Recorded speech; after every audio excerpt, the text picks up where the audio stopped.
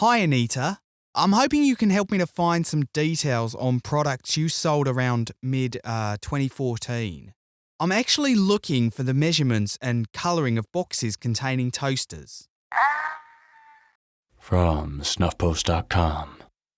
Burnt toast. Get down! Get fucking down! All-sliced toaster. The sign of total opulence. The G659 had a double crumb tray. Your podcast is shit! I'm journalist Chris Thomas. And I'm investigative reporter Lynette Headley. And this... And this... I'm sorry. And this is Burnt Burnt Toast. Ed, how do you feel about toast? I've always been on the fence about toast. I'd most likely only ever really eat it if I was ill or something. Sick day food, I guess. Cheese on toast is great, but you do that under a grill, so doesn't really count, I suppose. In late 2017, Ed Brown was on a trip down memory lane, taking a deep dive into the sea of the past. He watched old home video footage from his small apartment in the sleepy London suburb of Ealing. Ed picks up the story.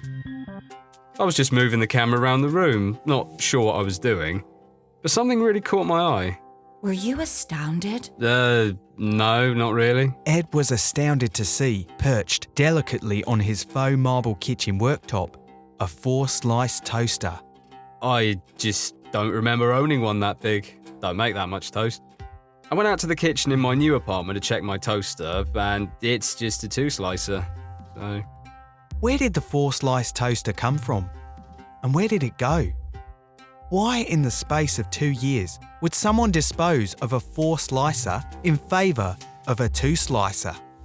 For detailed floor plans and photos of Ed's apartment, visit burnttoast.com. Back to Ed. when I first moved in, I had a Sainsbury's voucher, bought towels and stuff with it. And a couple of months after watching the footage, I found a photo on my phone from that day of the shopping trolley. And amongst all the towels is a box that looks a bit like it could have a toaster in it.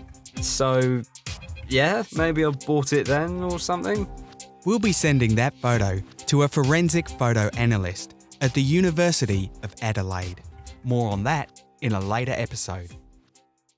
To understand what Ed saw that fateful day in Sainsbury's, Lynette is live over the phone at Burnt Toast Ground Zero, the Sainsbury's, where Ed suspects he may have bought the toaster. Thanks, Chris. It's a cold, frosty night here. A typical single-story Sainsbury's grocery store. Around 250 spaces in the car lot. I'm now walking through the door. It's very quiet here, Chris. Not a soul around. Excuse me, dear. Do you have £1 for the The trolleys? path I took on that damned day was long. Through the vegetable produce, past dried goods, Then the it was back extremely of the rude store. to walk past me on your phone. rows and rows of blenders, hand blenders, juice blenders, and finally, at the end, You're toasters. completely ignoring me. She be on drugs or something. Ed's choice would have been difficult. Ultimately, his decision was between cheaper, 2-slice models, or pricier, Lynette, flashier, 4-slicers. Lynette. Now, normally Ed would choose budget. Great, thanks, Lynette. but I think given we'll he leave was it in there. possession of a- Next time on Burnt Toast. Someone must know something. One thing's for sure. Toasters don't just disappear. He didn't give the toaster to me. Chris, I think we got cut off. We answer your questions live.